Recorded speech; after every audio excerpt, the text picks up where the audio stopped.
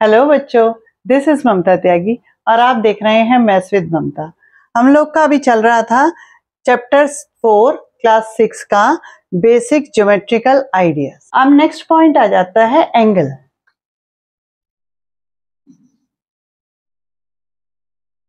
Angle क्या होता है? कोई भी कॉमन पॉइंट से जब दो रेज निकलती हैं।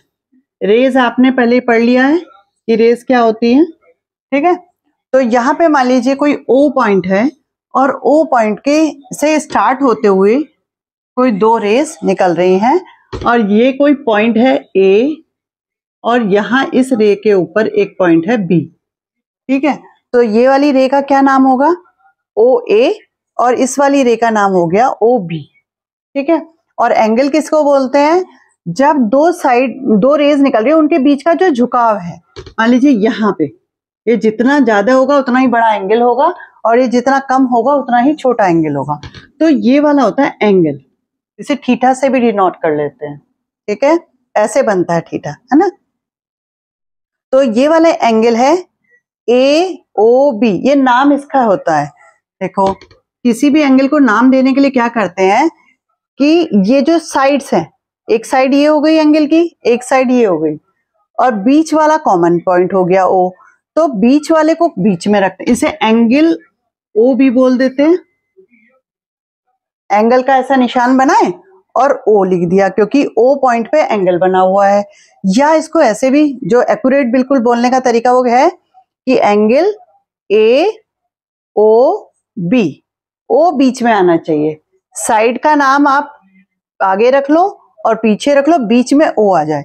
जैसे एंगल AOB, इस वाले एंगल का नाम ये होगा, ठीक है।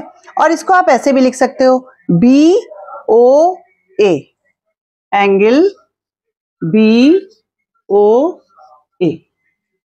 क्लियर है? चलिए और एक बार देख लेते हैं इसको। मान लीजिए P पॉइंट है, ये कॉमन पॉइंट P है, यहाँ पे Q है और यहाँ पर R पॉइंट है और ये दो रेज हैं, ठीक है।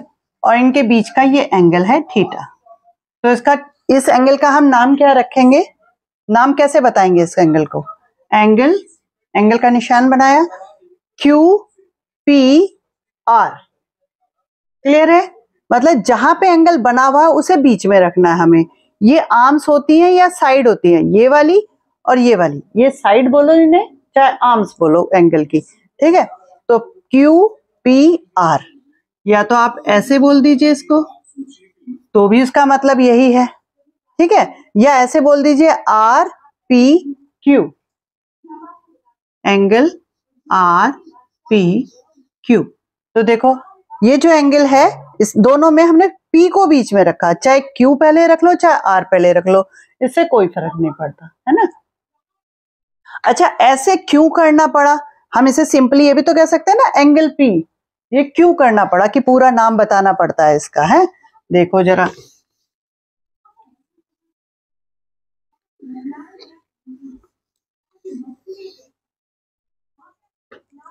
मान लीजिए एक कॉमन पॉइंट से 3 रेज जा रही हैं।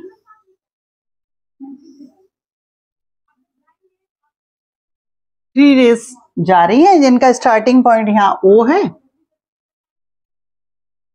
और ये A, यहाँ पे A पॉइंट है, यहाँ B पॉइंट है और यहाँ C पॉइंट है, ठीक है। तो कौन कौन सी रे बन गई है? AO, BO और CO, ठीक है। या फिर इस लाइन सेगमेंट को हम क्या कह सकते हैं? OA, OB, OC। इससे कोई फर्क नहीं पड़ रहा कि आप वो पहले बोल रहे हो या ये पहले बोल रहे हो, ये पहले बोल रहे हो या ये, ठीक है। कोई सा भी आप पहले बोल सकते हो। अच्छा जी, अब एंगल यहाँ पे दो क्या 3 एंगल बन रहे हैं। एक एंगल ये बन रहा है, दो रेस के बीच में झुकाव यहाँ पे भी है, एक एंगल ये भी बन रहा है और एक एंगल ये पूरा भी बन रहा है ना। 3 एंगल्स यहाँ पे बन रहे हैं, ठीक है। तो हम अगर सीधे बोल दें कि एंगल O, तो कौन से एंगल के बारे में हम बात कर रहे हैं ये तो हमें पता ही नहीं है ना। इसके बारे में बात कर रहे हैं, इसके बारे में बात कर रहे हैं या पूरे के बारे में बात कर रहे हैं? इसीलिए हमको पूरा बताना पड़ता है कि कहां से कहां तक के एंगल के बारे में आप बात कर रहे हो।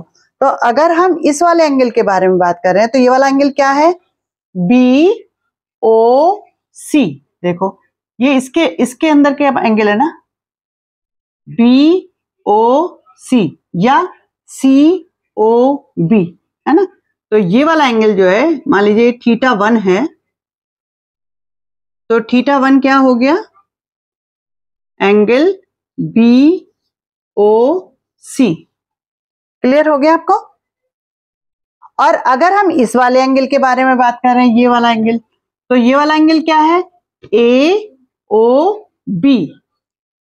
ये अगर ये वाला एंगल θ2 है, ठीक है, तो θ2 क्या हो गया, किसके बराबर हो गया ये वाला एंगल, AOB, एंगल AOB। ठीक है, इसमें भी हमने O ही बीच में रखा है, BOA भी लिख सकते थे, AOB भी लिख दिया हमने। अगर हम पूरे एंगल के बारे में बात कर रहे हैं, मान लीजिए पूरा है θ, ठीक है, इसके बारे में हम बात कर रहे हैं पूरा का पूरा है, तो वो क्या एंगल होगा, AOC या COA।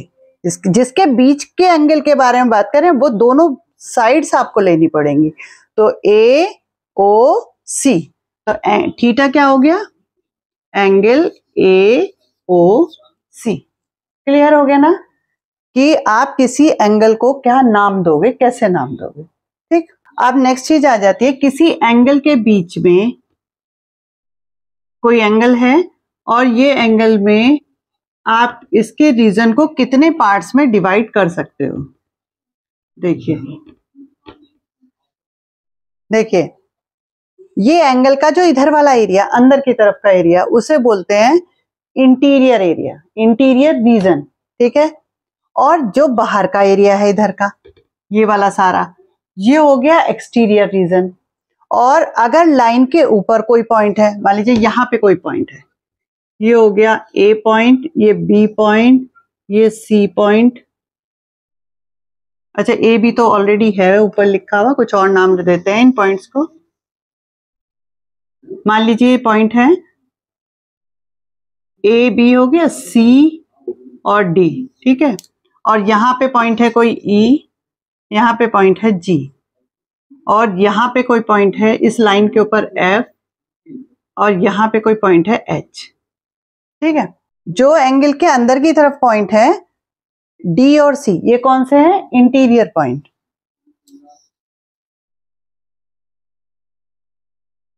इंटीरियर पॉइंट जो इनसाइड है। ठीक है, अच्छा जी, और जो बाहर की तरफ है, देखो ये एंगल है और इससे पीछे की तरफ जो है E एंड G, ये हो गया एक्सटीरियर पॉइंट।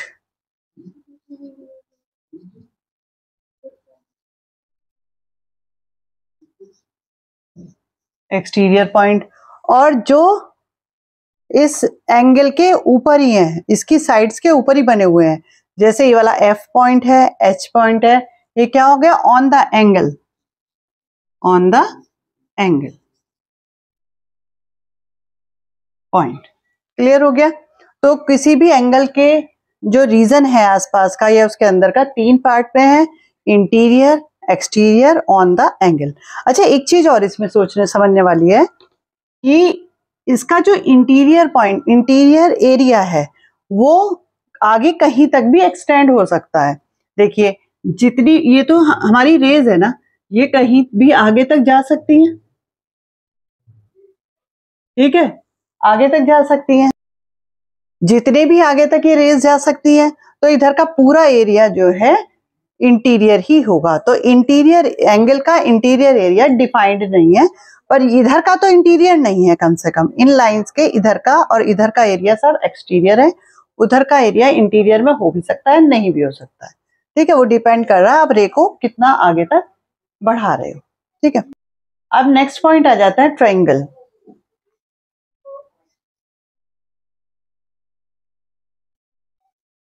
ट्रायंगल क्या होते हैं, देखिए जो 3 साइडेड पॉलीगन होंगे उन्हें ट्रायंगल बोलते हैं। जैसे ए बी, वन सेगमेंट हो गया। बी से सी तक एक सेगमेंट हो गया सेकंड, और सी से ए तक तीसरा सेगमेंट हो गया। ठीक है, तो ये हो गया 3 साइडेड पॉलीगन, और 3 साइडेड पॉलीगन को बोलते हैं ट्राइंगल। ठीक है, अब इसमें आपको 3 चीजें दिखाई देंगी। एक तो साइड 3 है, 3 साइड्स हैं, तो साइड कौन कौन सी होगी? A B, B A B हो गई, बी सी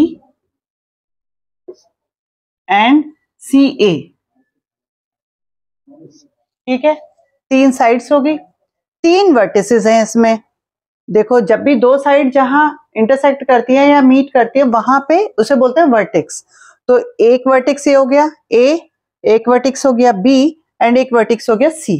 ठीक है, तो वर्टेक्स क्या क्या हो गए? ए बी एंड सी। ठीक है, और 3 ही एंगल हैं इसके अंदर। एक एंगल हो गया आपका ये वाला, एक एंगल ये हो गया, और एक एंगल ये हो गया। ठीक है, क्या? A B C. पहले ए वाले को लिखते हैं, तो ए वाले को कैसे लिखेंगे? सी ए बी। जिस एंगल की हम बात कर रहे हैं उसे बीच में लगते हैं, तो angle C A B. Clear? Second वाला ये भी वाला बात करेंगे इसकी, तो A B C, angle A B and C. Third angle ये वाला है, तो इसको कैसे लिखेंगे? बी सी ए, जिसकी बात करें उसे बीच में रखेंगे, तो एंगल बी सी ए। क्लियर हो गया? तो ट्राइंगल के अंदर हमें 3 चीज दिखाई देती हैं, 3 sides, 3 vertex and 3 angles. Clear हो गया? तो ये था हमारा ट्राइंगल। अब ट्राइंगल के अंदर रीजन भी 3 है। देखिए वो क्या क्या, कि इससे जैसे एंगल के तो इंटीरियर का कोई लिमिट नहीं थी, लेकिन ट्राइंगल के इंटीरियर की लिमिट है। ये जो अंदर का पोर्शन है वही इंटीरियर है, जो इनसाइड द ट्राइंगल है। तो यहाँ पे कोई भी पॉइंट है, मान लीजिए ये डी पॉइंट है और ये ई पॉइंट है, तो ये दोनों पॉइंट कहाँ है? इंटीरियर पॉइंट है। ठीक है, और कोई बाहर है कहीं भी, एफ पॉइंट है ये, और ये जी पॉइंट है, तो ये दोनों पॉइंट कहाँ है? एक्सटीरियर पॉइंट है, आउटसाइड है, इसलिए ना बोलेंगे एक्सटीरियर पॉइंट। जो इनसाइड होगा उसे बोलेंगे इंटीरियर पॉइंट। ठीक है, अच्छा, अगर कोई पॉइंट इन लाइन सेगमेंट के ऊपर है, मान लीजिए ये एच पॉइंट है और यहाँ पे ये आई पॉइंट है, तो एच और आई ये दोनों पॉइंट कहाँ है? On the triangle. ठीक है, नेक्स्ट आ जाता है आपका क्वाड्रिलेटरल्स।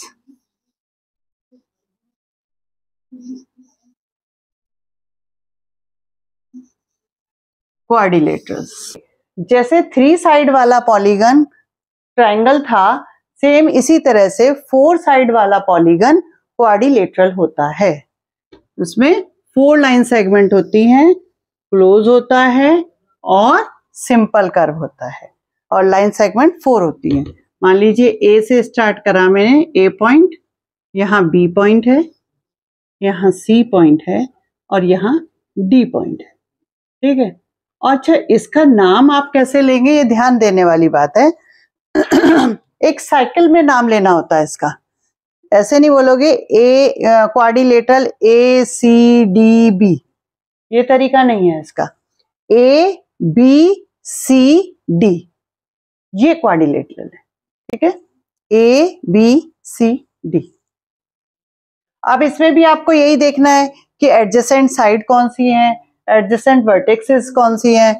जैसे ए यहाँ पे कोई पॉइंट है वर्टेक्स, और इसके इधर वाली साइड ए बी और ए डी, ये दोनों क्या हो गई? Adjacent side.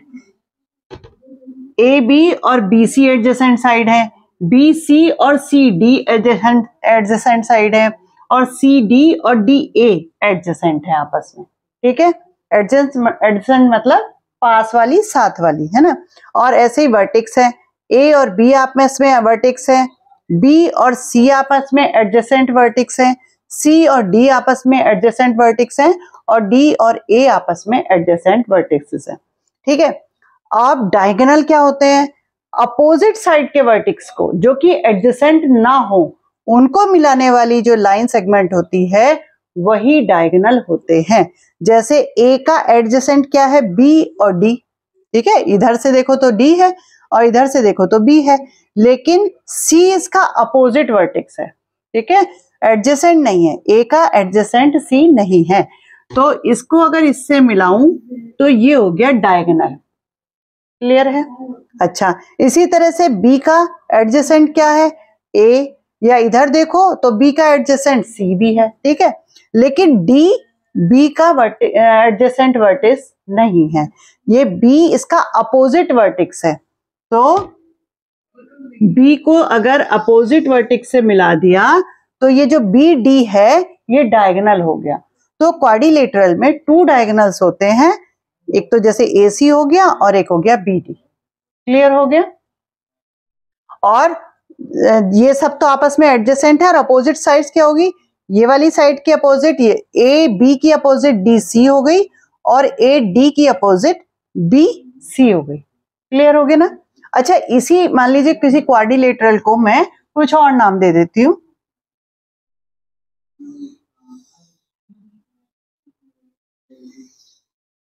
ठीक है, ये 4 लाइन सेगमेंट से बना हुआ है, सिंपल है और क्लोज है, तो ये क्या हो गया? पॉलीगन हो गया, और क्योंकि 4 साइड से बना हुआ है तो ये क्वाड्रिलेटरल हो गया, ठीक है। अब मैं इसका कुछ और नाम रख ली हूं, के, इस पॉइंट का नाम के हो गया, ये एल हो गया, ये एम हो गया और ये एन हो गया, ठीक है। अब इस क्वाड्रिलेटरल का नाम हम क्या बोलेंगे? ऐसे नहीं बोलेंगे के एम एन एल, नहीं नहीं, एक साइकिल में बोलना है इसको, के एल एम एन, ठीक है, और इसकी साइड क्या क्या होंगी? K L, L M, M N और एन के, ठीक है, और डायगोनल क्या क्या होंगे? के एम और एल एन, ये हो गए डायगोनल। क्लियर हो गया? चलिए, अब आपको क्वाड्रिलेटरल भी क्लियर हो गया, तो आई होप आपको समझ में आ गया होगा। और अगर कुछ क्वेरी हो, कुछ समझ में ना आया हो, आप मुझे कमेंट बॉक्स में फिर से पूछ सकते हैं, मैं उसका जवाब जरूर दूंगी। और आज इस वीडियो में इतना ही, मिलते हैं नेक्स्ट वीडियो में। Thank you.